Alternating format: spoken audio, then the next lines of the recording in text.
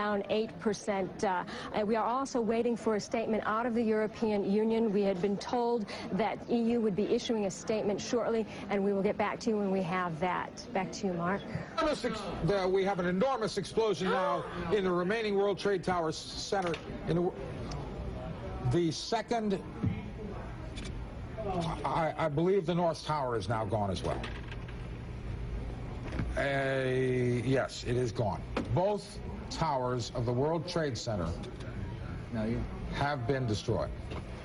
Oh, my goodness. It happened the same way. The explosion started high in the building and worked its way down.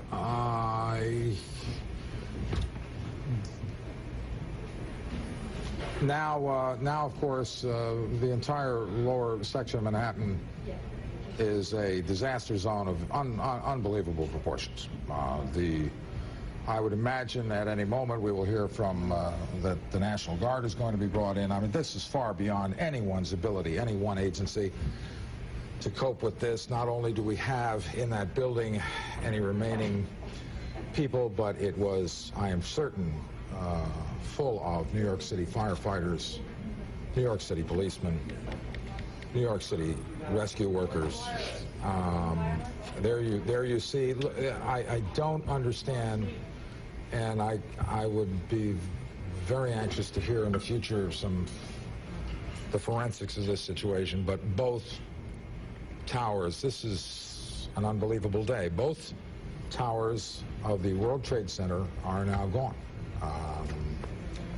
Joining me now is Bill Griffith, my colleague. As we try to absorb the unthinkable that has happened here, Mark. This is a situation that...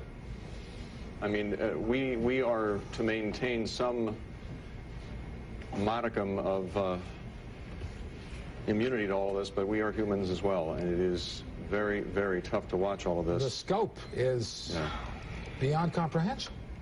I mean, I came up here 5 minutes ago getting ready to talk about which markets may be closing around the world, but now this is just becoming they're irrelevant. This is... Oh, my goodness. There you see the building imploding. Do you see what's happening? Yes. Now, what would cause that? I don't know. Well, you have... I mean, certainly the structure had been weakened by the impact, but you have to wonder if there was something else there. But we just don't know. Yeah, we don't know, but it looks like... And at this point, I can't imagine we're getting any word anytime soon. I don't think... I think we're safe. Here I think I'm on safe ground, Bill. I don't think this was clearly... The way the structure is collapsing, this was the result of something that was planned. This is not... It's not accidental that the first tower just happened to collapse and then the second tower just happened to collapse in exactly the same way. How they accomplished this, we don't know. But clearly this is what they wanted to accomplish. That's what, Mark. What are we looking at now? That's lower. Is that lower Manhattan? Is that lower Manhattan from somewhere in New Jersey? Perspective, perhaps? Is this the Pentagon? No, that's not the Pentagon. Okay. No, that's lower Manhattan. Now you were looking at lower Manhattan. This is from across the Hudson River here? This is New York City. Yes. Completely obscured. With smoke, debris, and my God, the number of people in that area of the city is just...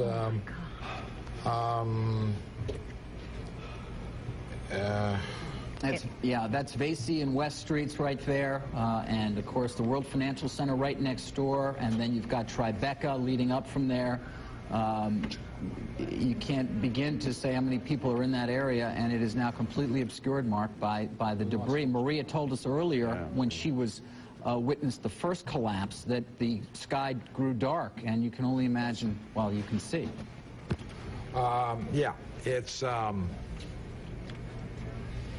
It's something that I've been in this business for 35 years, and I'm not prepared to deal with this. Well, I don't think anybody is, Mark, at this point. I don't know.